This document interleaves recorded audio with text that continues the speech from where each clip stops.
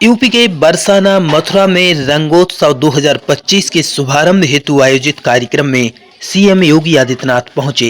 पहुंचने पर उन्होंने राधा रानी के दर्शन किए और पूजा अर्चना की। साथ ही श्रद्धालुओं के साथ फूलों की होली खेली। इस दौरान उन्होंने कहा कि इस बार हमने बजट में विशेष प्रावधान कर दिया है।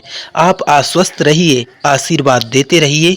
अब बारी ब्रजभूमि की है। प्रधानमंत्री जी के नेतृत्व मार्गदर्शन में काशी की कायाकल्प हुई है।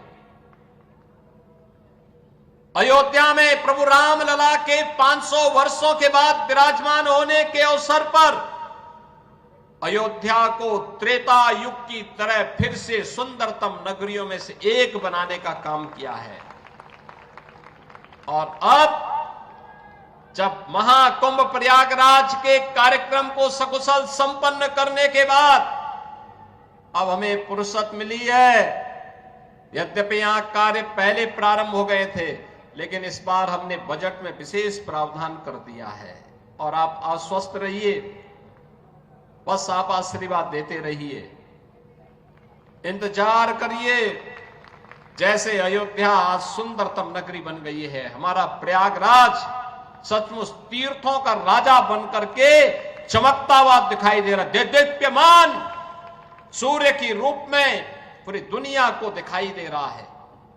महाकुंभ की सफलता उसका एक उदाहरण है। जैसे काशी की कायाकल्प हुई है, अब तो बारी इसी ब्रजभूमि की है। मथुरा, वृंदावन, बरसाना, गोकुल, नंदगांव, गोवर्धन, बलदेव, ये सभी पे विकास के लिए पैसे की कोई सीमा नहीं। मैंने पहले भी कहा, विकास की इन योजनाओं को आगे बढ़ाने के लिए मैंने कहा होली के अवसर पर राधा रानी के श्री चरणों में इससे बड़ा निवेदन करने का अवसर दूसरा नहीं मिलने वाला है कि मैं होली के अवसर पर, क्योंकि इस समय उनका आशीर्वाद विशेष रूप से इस भूमि को प्राप्त होता है।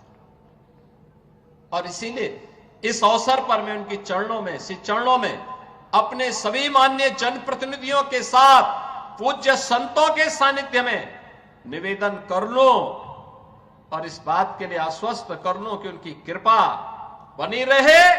यहां का विकास होगा, पूरा विकास होगा। जैसे अयोध्या में, जैसे प्रयागराज में, जैसे काशी में, जैसे मां विंध्यवासिनी धाम में आपको दिखाई दे रहा है, यही हर विकास के कार्य यहां पर इसी रूप में आगे बढ़ेंगे।